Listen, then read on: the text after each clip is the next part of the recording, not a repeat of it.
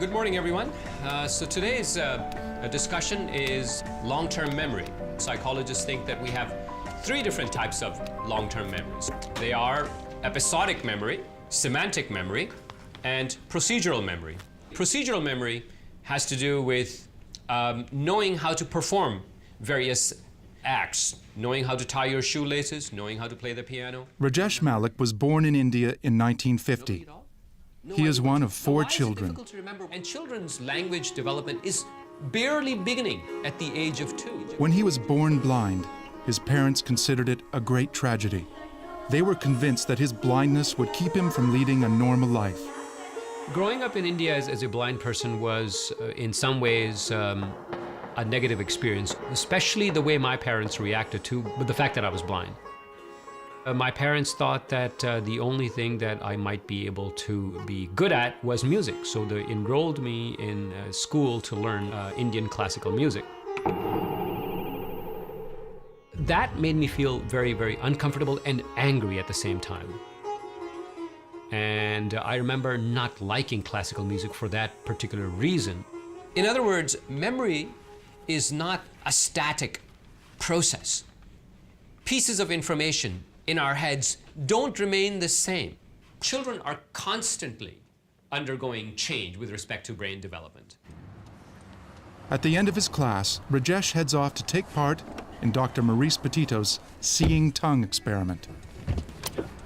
Although Rajesh doesn't feel his blindness is a disadvantage, he is curious about the device.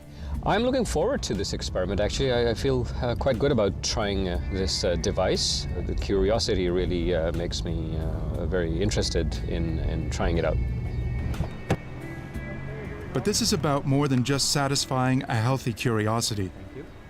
This experiment may enable Rajesh Malik to see for the first time in his life. Maurice Petito and his team have prepared 2 experiments for Rajesh. Good morning, Rajesh.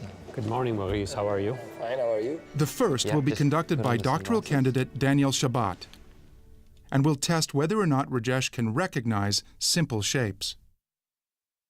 The idea is quite simple. The image of an object or a geometric shape is picked up by a camera and transcribed in the form of very tiny pulses that are delivered on the tongue through a grid. Let me try again. Okay. Tiny electric pinpricks draw a picture of a rectangle directly onto the surface of Rajesh's tongue.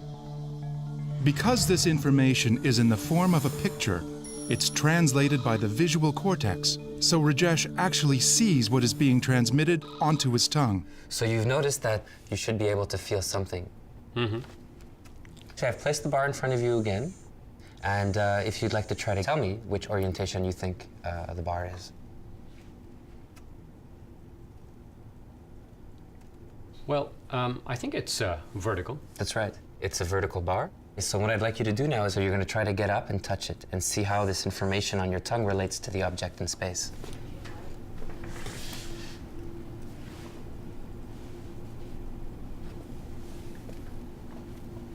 Perfect.